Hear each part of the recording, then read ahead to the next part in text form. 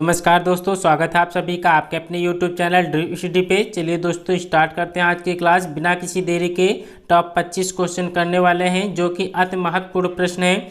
Video में अंत तक बने रहिएगा। एक से एक बेहतरीन प्रश्न आपके रखे गए हैं जो कि चुनिंदा प्रश्न है, सभी सेटों से उठाकर लाए गए हैं। पहला प्रश्न आपके स्क्रीन पर दिया गया है, देखा गया हो क्रिया के किस पक्ष का उदाहरण है। देखा गया हो क्रिया के किस पक्ष का उदाहरण है। पहले का जवाब करना है तो ऑप्शन नंबर ए जो है संदिग्ध वर्तमान काल, इसका बिल्कुल सही जवाब होगा। तो ऑप्शन नंबर ए जो है इसका बिल्कुल सही जवाब होगा। अगला प्रश्न आपसे पूछा गया है, काव्य में कितने रस माने जाते हैं। काव्य में कितने रस माने जाते हैं आपसे पूछा गया है। तो ऑप्शन नंबर सी जो है काव्य में 9 रस माने गए हैं। तो ऑप्शन नंबर सी जो है इसका बिल्कुल सही जवाब होगा। अगला प्रश्न आपसे पूछा गया है, निम्नलिखित में से किस शब्द में तद्धित प्रत्यय का प्रयोग हुआ है। तद्धित प्रत्यय का प्रयोग हुआ है, 3 का जवाब करना है। तो वार्षिक शब्द में जो है तद्धित प्रत्यय का प्रयोग हुआ है। तो ऑप्शन नंबर ए जो है इसका बिल्कुल सही जवाब होगा। अगला प्रश्न आपसे पूछा गया है, उसके बिना तुम कुछ नहीं हो वाक्य में संबंध बोधक शब्द कौन सा है। संबंध बोधक शब्द कौन सा है। उसके बिना तुम कुछ नहीं हो, इस वाक्य में संबंध बोधक शब्द कौन सा है। कौन सा इसका सही जवाब होगा। तो बिना जो है ये संबंध बोधक शब्द है। तो ऑप्शन नंबर बी जो है इसका बिल्कुल सही जवाब होगा। अगला प्रश्न आपसे पूछा गया है, राम खाता होगा किस काल का उदाहरण है। राम खाता होगा किस काल का उदाहरण है। दिए गए ऑप्शन में से सही जवाब बताना है। राम खाता होगा किस काल का उदाहरण है। दिए गए ऑप्शन में से सही जवाब बताना है। तो ऑप्शन नंबर ए जो है संदिग्ध वर्तमान जो है इसका बिल्कुल सही जवाब होगा। ऑप्शन नंबर ए जो है इसका बिल्कुल सही जवाब होगा। राम खाता होगा किस काल का उदाहरण है। तो संदिग्ध वर्तमान जो है इसका बिल्कुल सही जवाब होगा। अगला प्रश्न आपसे पूछा गया है, स्वर संधि के कितने प्रकार होते हैं। स्वर संधि के कितने प्रकार होते हैं। दिए गए ऑप्शन में से सही जवाब बताना है। तो स्वर संधि जो है 5 प्रकार होते हैं। तो ऑप्शन नंबर डी जो है इसका बिल्कुल सही जवाब होगा। अगला प्रश्न आपसे पूछा गया है, निम्नलिखित में से शब्द पुल्लिंग कौन सा है। कौन सा शब्द पुल्लिंग है। दिए गए ऑप्शन में से पुल्लिंग शब्द बताना है। तो ऑप्शन नंबर ए जो है अंधेर जो है पुल्लिंग शब्द है। नकेल, मुड़ेर, बटेर ये तीनों जो है स्त्रीलिंग शब्द हैं। तो ऑप्शन नंबर ए जो है इसका बिल्कुल सही जवाब होगा। अगला प्रश्न आपसे पूछा गया है, साबुन किस भाषा का शब्द है। साबुन किस भाषा का शब्द है। दिए गए ऑप्शन में से सही जवाब बताना है। तो पुर्तगाली जो है इसका बिल्कुल सही जवाब होगा। साबुन जो है पुर्तगाली भाषा का शब्द है। तो ऑप्शन बी इसका बिल्कुल सही जवाब होगा।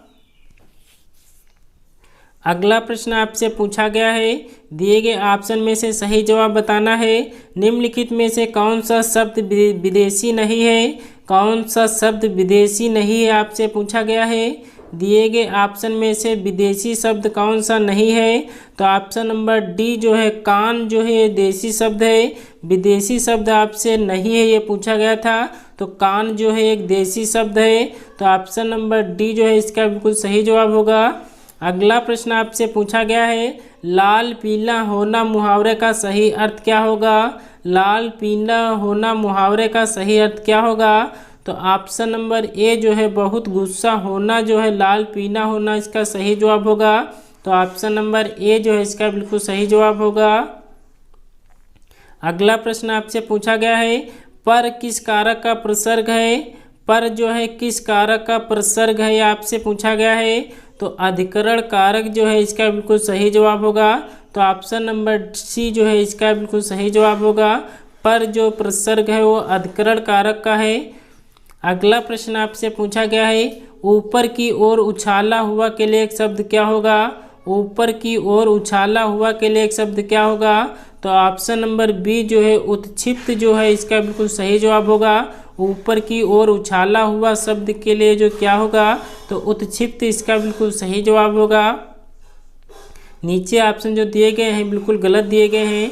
अगला प्रश्न आपसे पूछा गया है, निम्नलिखित में से कौन सा शब्द समुद्र का पर्यायवाची शब्द नहीं है। कौन सा शब्द जो है समुद्र का पर्यायवाची शब्द नहीं है?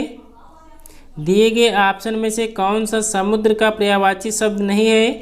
तो ऑप्शन नंबर ए जो है अम्बुद जो है एक समुद्र का पर्यायवाची शब्द नहीं है। तो ऑप्शन नंबर ए जो है इसका बिल्कुल सही जवाब होगा।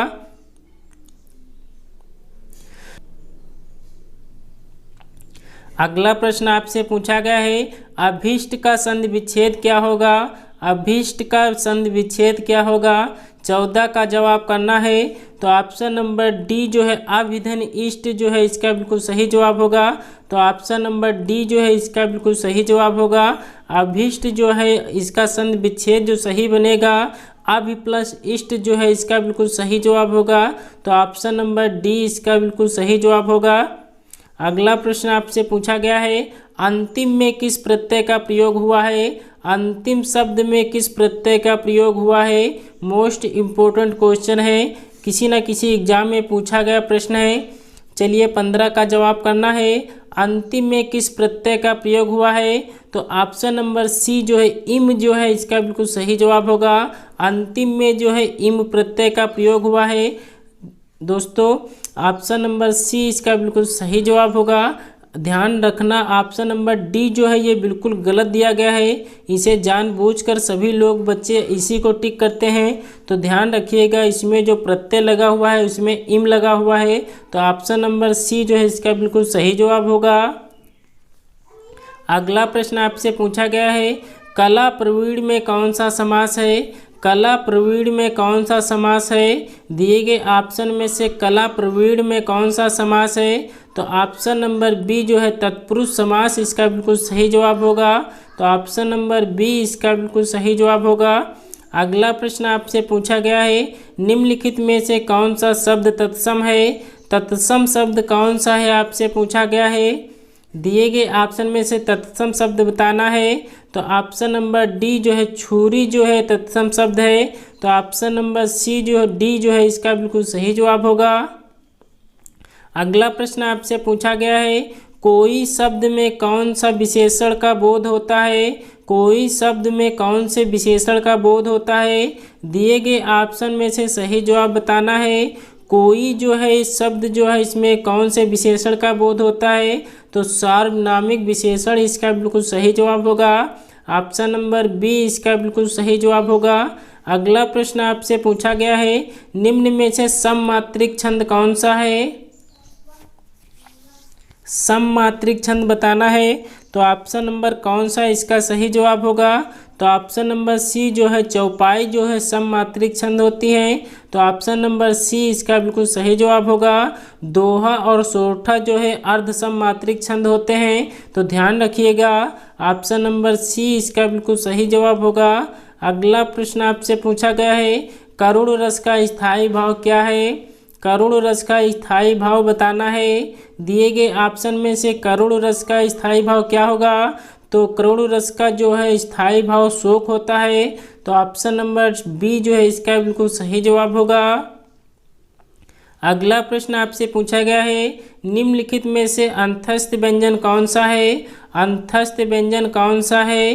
दिए गए ऑप्शन में से अंतस्थ व्यंजन बताना है। तो या रा ला वा जो होते हैं अंतस्थ व्यंजन होते हैं। तो या जो है आपको ऑप्शन नंबर डी में देखने को मिल रहा है। तो ऑप्शन नंबर डी इसका बिल्कुल सही जवाब होगा।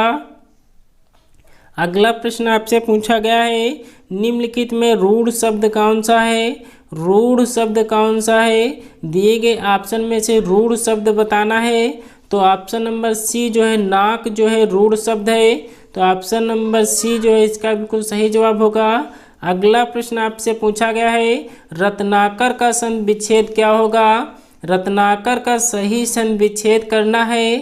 23 का जवाब करना है।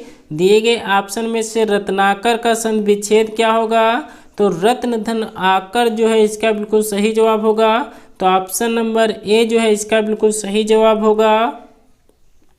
अगला प्रश्न आपसे पूछा गया है, भविष्य में होने वाला के लिए एक शब्द क्या होगा? भविष्य में होने वाला के लिए एक शब्द क्या होगा?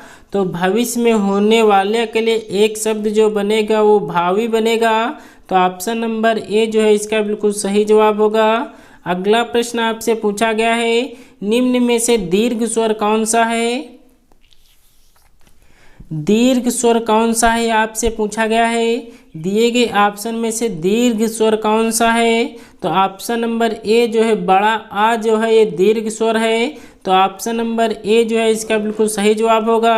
बाकी जो 3 ऑप्शन दिए गए हैं ये संयुक्त स्वर हैं। तो ऑप्शन नंबर ए जो है इसका बिल्कुल सही जवाब होगा। दोस्तों आज की क्लास कैसी लगी कमेंट्स बॉक्स में ज़रूर बताना। अगर आप हमारे चैनल पर नए हैं तो चैनल को सब्सक्राइब जरूर करिएगा, बेल आइकन को दबाना ना भूलें, क्योंकि यहाँ डेली टॉप 25 क्वेश्चन कराए जाते हैं जो कि अति महत्वपूर्ण प्रश्न हैं। चलिए दोस्तों आज की क्लास को यहीं पे वाइंड अप करते हैं। मिलते हैं अगले वीडियो में बेहतरीन प्रश्नों के साथ। तब तक के लिए जय हिंद जय भारत।